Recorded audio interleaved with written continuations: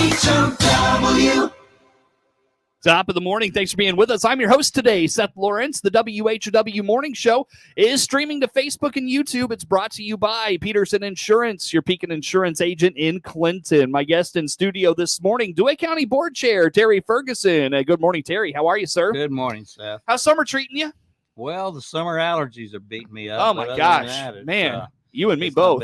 Yeah, it's just awful. Really awful. You were joking off air. It takes you to like noon to get like really cleared out, right? It does. Oh, man, same. It's awful. Worst year I've ever had. I mean, I've said that many times so far this summer. It seems like the older I get, the worse it gets. Oh, man, maybe that's what it is. Could be. I keep forgetting I'm getting old. Yeah, so. We all are. Well, we all are. Yes, very true. Terry, let's talk Thursday night's DeWitt County Board meeting and a lot of discussion on just really a couple of topics, Marina and ARPA funds. Per usual on the ARPA funds, let's dive into the Marina first. And I want to start with breakwater. So give us a little history on the breakwater. What's the situation and what have we been doing here the last, basically since you became board chair? What have we been working on? It's kind of an ongoing saga. A year way ago, to put it. Yeah, a year ago we declared an emergency to start the process so we could speed up getting a replacement section for the breakwater. The zigzag barrel deal we put in a few years ago was breaking apart, and we wanted to get something in there to protect the property at the marina. We approved purchasing 300 foot of breakwater. It's a steel structure from Canada, and it's going to be delivered next week. But since then, we've had the old original breakwater section that was there kind of on the north end of the Marina Harbor. It's broken loose and pivoted around. It's no longer doing us any good at all. And we had taken bids for a section to put in place for the north part of the harbor. And because of the situation's kind of changed, we thought we would go ahead and break up that 300 foot section and put that's coming in Wednesday. Yeah, it's coming in on Wednesday. Okay. And put 200 feet of it on the south side of the harbor and 100 feet on the north side of the harbor to get a little more bang for our buck. We had received bids from a company to do the northern part, but it's going to be several months before that can come in. Mm-hmm. So we decided maybe we ought to, as a committee, that we should go ahead and just cancel that part of the project and utilize what's coming in next week and put it all in place in the two areas to create a harbor barrier on both sides of the bay and just see what happens. I'm pretty well convinced that we wouldn't probably need the full 150 feet that we were planning on putting on the north side. That maybe we got enough to take care of the problem and not have to make a further investment. By doing this, we can take a little time and see how the wave action goes. Maybe we only have to buy 50 feet or 100 feet, but maybe not the full 150 feet. Okay. So now what was the action last night that was causing so much confusion? Because there was talk about rejecting a bid and breaking up this concrete the steel structure you're getting in. Clarify some of this confusion from last night. Well, I think it was just a lot to put on people. I'll take part of the blame for that. I should have had a prepared plat with make a little audio visual so people know what we were trying to discuss there. But we originally came up with this presentation to go with, on the north side of the harbor, to go with a concrete barge structure that would allow us later to put slip fingers on it, so you could use it for a slip also. But by the time we discussed and planned on doing that, and then we got information back from the company that said, that's really not a very good idea for that situation. And maybe, and we thought, well, maybe we really don't need this concrete one. So we put in added to the bid specs to allow for the steel structure, and the company that was bidding that didn't get their bid in on time. They were an hour late, so we had to disallow their bid. And it was a long story, and it was very, very detailed and hard. All right, so tell us what's going to basically happen now that this vote on this bid has been rejected. Yeah. So tell us what kind of happens from here. Well, we're going to go ahead and utilize that 300 feet that's coming next week, and install it on both sides of the harbor. We'll put 200 feet on the south side, 100 feet on the north side, and try to protect the gas dock and everything the best we can. And we'll just see what shakes. After we get it in place, we'll be able to get an evaluation of the wave action and how it's changed, and then make a determination if and when we need to add some more breakwater. Well, as they say, Terry, clear as mud, right? Clear as mud. DeWitt County Board Chair Terry Ferguson in studio with us here on this this morning, following up the Thursday night DeWitt County Board meeting. So, Terry, also last night was revealed to the board about some issues with the marina manager and their insurance coverage.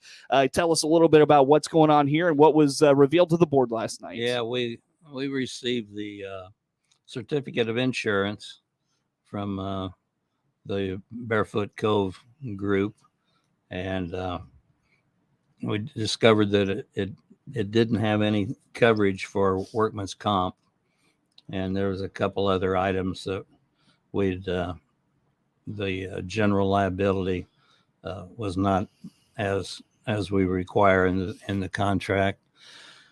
So we made contact with him to tell him he needed to get that fixed back in May. And here it is, July. The insurance company's still been unable to present the, with the correct certificate of insurance.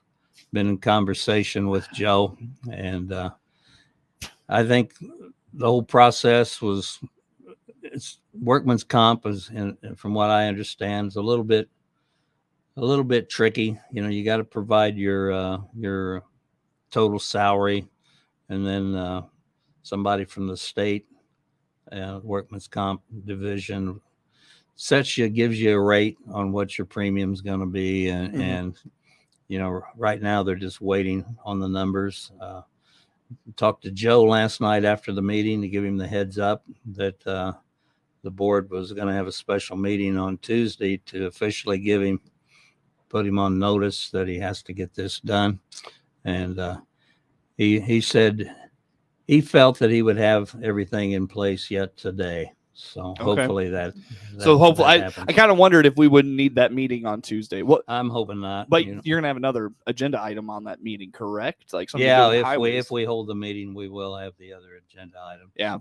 So with that said, Terry, do we know for sure how far back perhaps his group has not had insurance coverage? I don't. Personally, I don't. I'm assuming probably he hasn't had it. It wasn't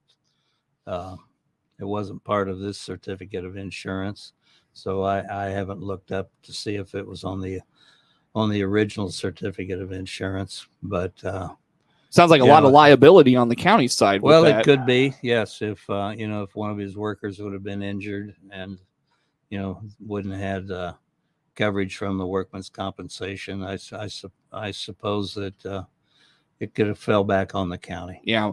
Is there a way to keep this from happening in the future? Is there an oversight that could be or should be in place on something of this nature? I mean, that, like I said, that's a huge liability for the county. I guess we just got to be more diligent in reviewing the certificates of insurance as they come in. Right. You just assume that everything that you've asked for is there included on it. Yeah, a little more thorough, it sounds like. Very good. Well, Terry, anything else on marina, things in at the marina you want to talk about this morning? No, I think not. I think, we're going on with dealing with the crowds. The weekends are very crowded. Mm-hmm. We have an ongoing problem with people parking, and it's just something that's going to be forever. I think, people some folks tend to be lazy and take the easy way out. And, the parking issue. Are we going to deal with that, or was that just kind of a one-time discussion? Well, we put alley lines, driveway lines in the two boat trailer parking lots to try to give directions so the guys won't block the way out. Mm-hmm. We have a common problem. People pull up and don't even think about the next person that has to leave. Right. And hopefully that'll be in effect, and we'll see how it works. Okay. All right. So trying some small mitigations to start and see how that goes. Very good, Terry. Let's take a time out here, my friend. Come back with some more. Terry Ferguson, DeWitt County Board Chair, in studio with us for this morning. We follow up the Thursday night DeWitt County Board meeting. More to come on the morning show.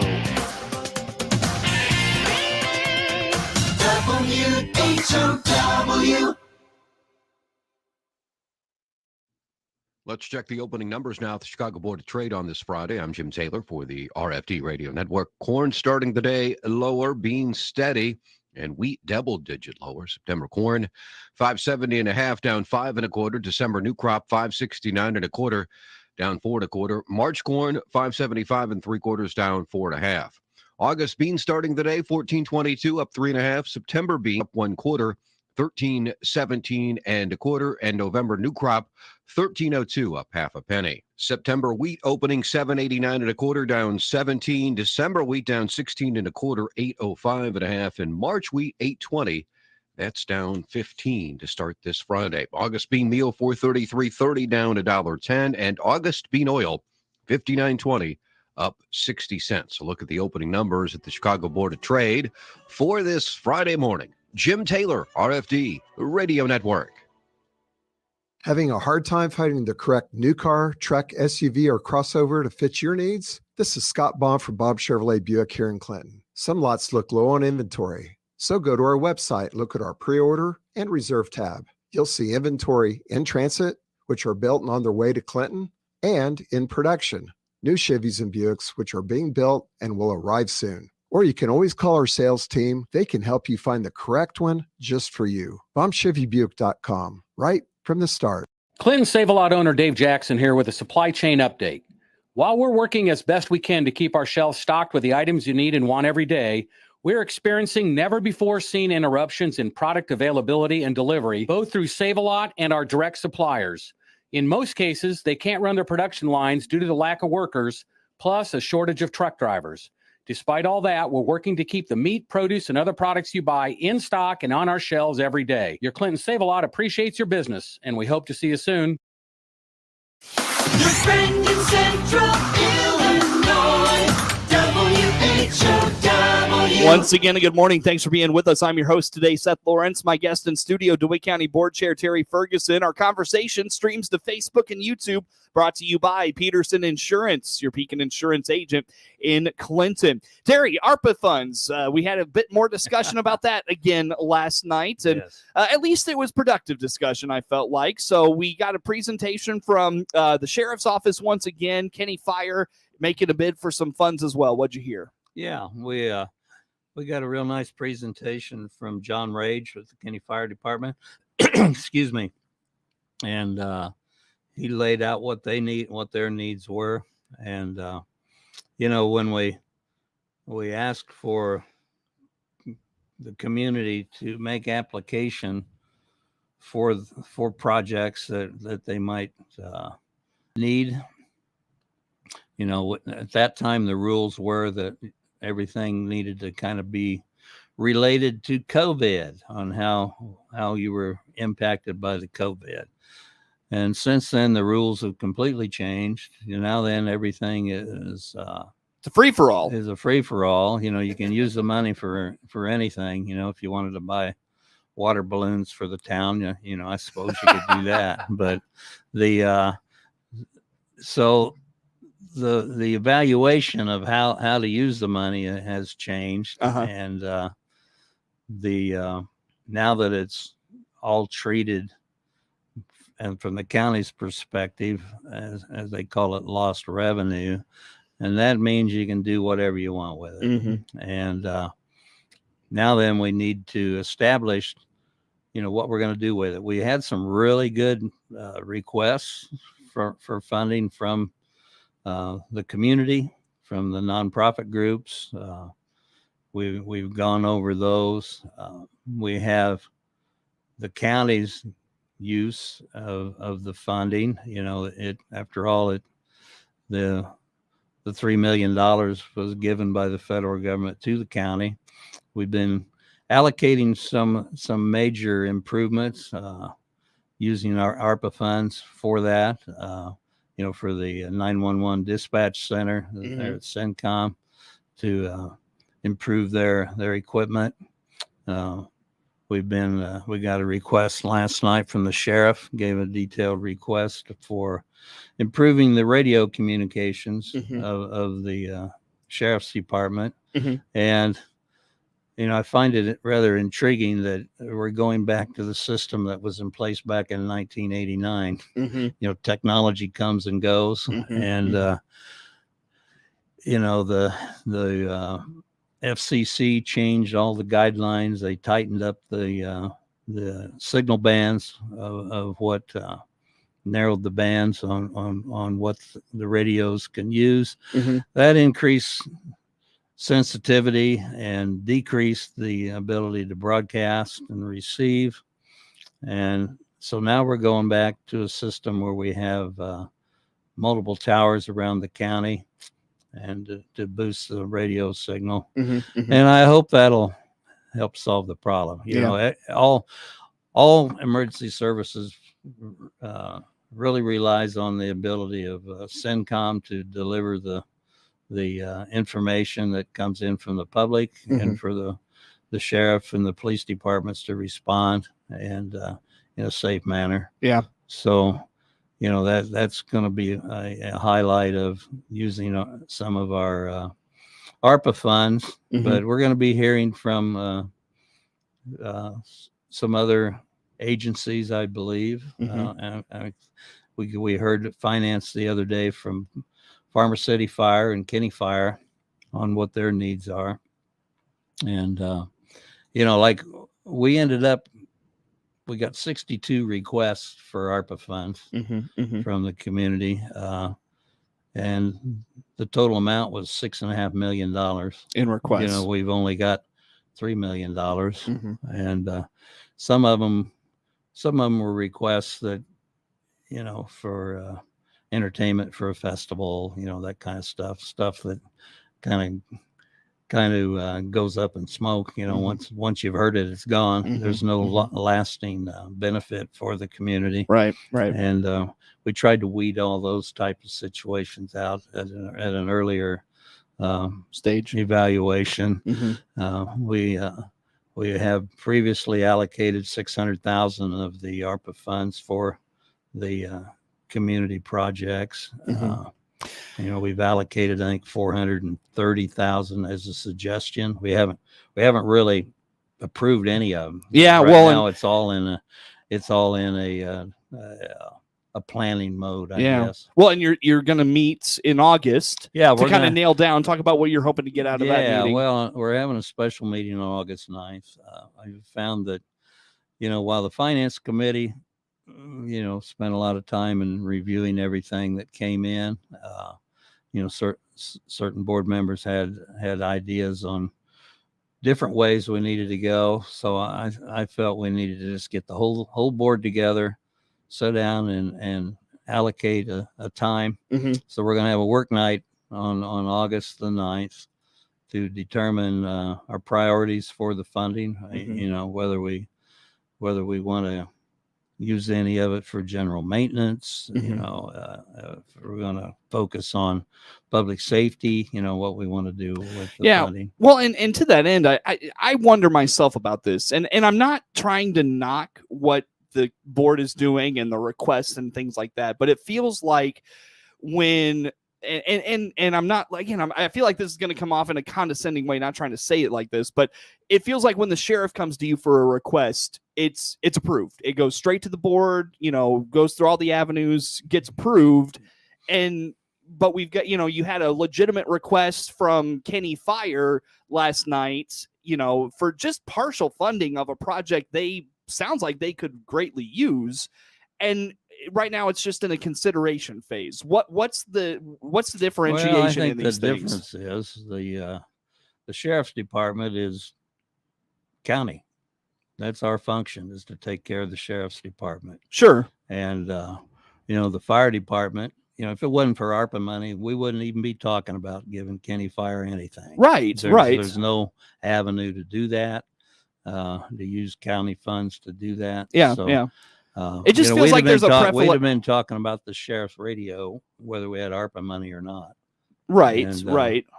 So that's that process. And I think when it comes down to it, we started out with hearing from Farmer City with their initial application.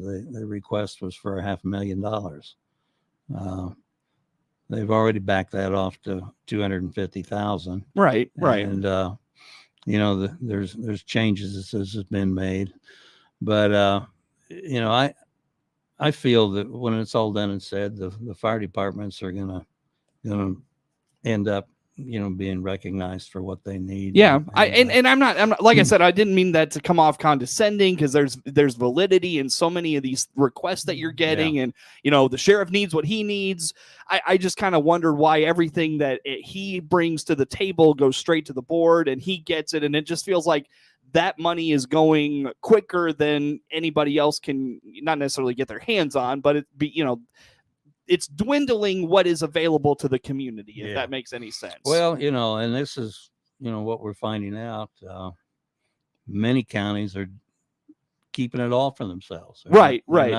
They're not offering any of it up to the community. And therefore I think what we're doing here in DeWitt County is very noble. generous to it is to the community. And, it's one of those things that, it's now. Aren't you getting? I guess I never dreamed that we'd have so much requests. Right. And when we ended up with $6.5 million worth of requests, it becomes obvious that you're not going to make everybody happy. Now, aren't you going to get a second round of funding real fast? No, we've already got all of our. You've got it all. Okay. All of our $3 million in hand. All right, Terry. Well, I got to let you go, my friend. Always Sure. good to talk to you. DeWitt County Board Chair Terry Ferguson in studio. Network news on the way. It's showtime on you.